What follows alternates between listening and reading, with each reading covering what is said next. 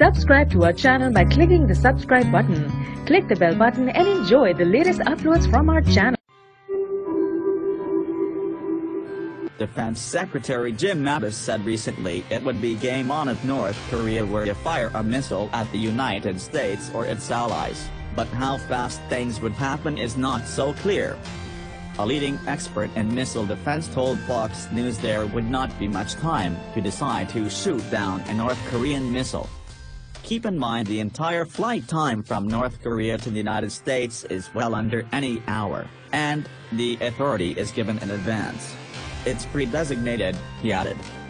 There are reports that President Trump has already authorized his national security team to act if a North Korean missile is headed toward Guam, Hawaii or the U.S. homeland.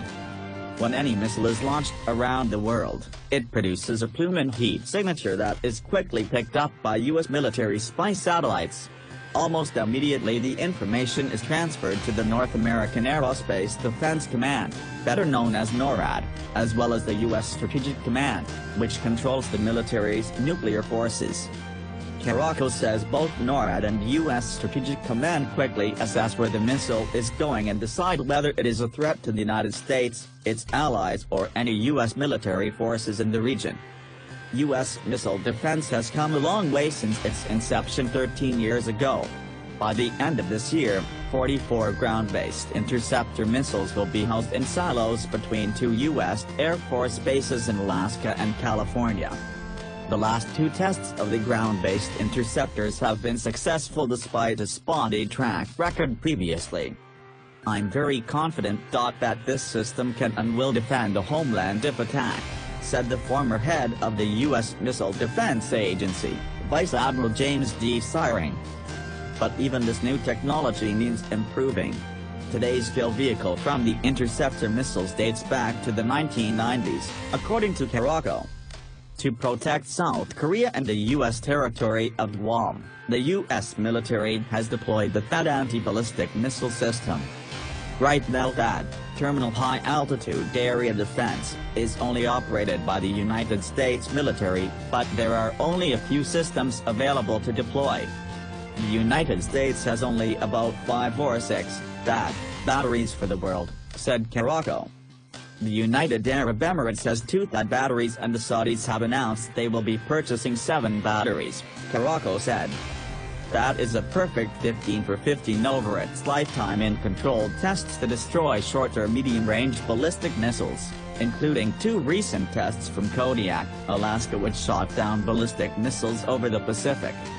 THAAD missiles intercept ballistic missiles when they re-enter the Earth's atmosphere. But Caraco says the THAAD battery currently deployed to South Korea is only finite. THAAD will not protect the 25 million people living in and around Seoul, but it will buy the military time to strike back, according to Caraco. North Korea has hundreds of missiles. The THAAD battery is not there to defend the entire peninsula, said Caraco. This is not about having a perfect shield and sitting there and playing catch.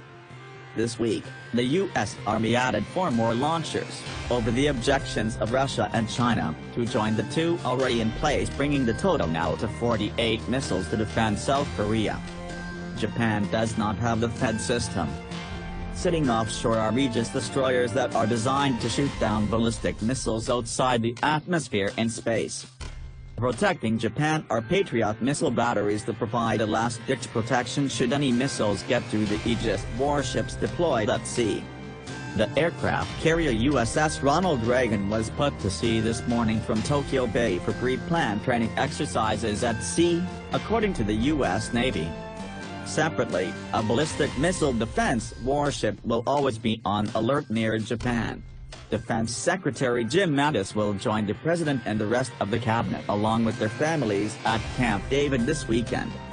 And on Friday, a U.S. Navy official confirmed that 4 warships had joined the USS Ronald Reagan at sea for a routine patrol, just a month after the aircraft carrier's month-long maintenance period in Japan. The official says that 2 of the 4 warships are ballistic missile defense ships capable of shooting down North Korean missiles.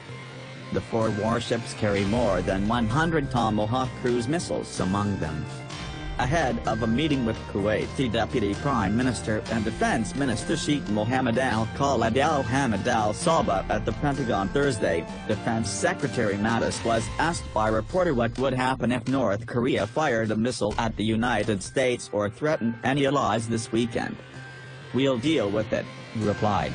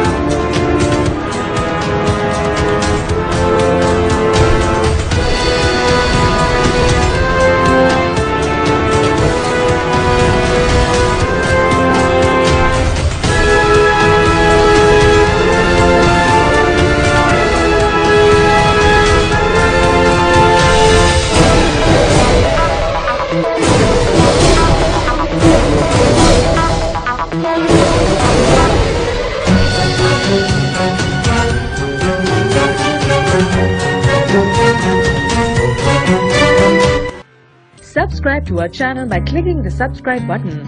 Click the bell button and enjoy the latest uploads from our channel.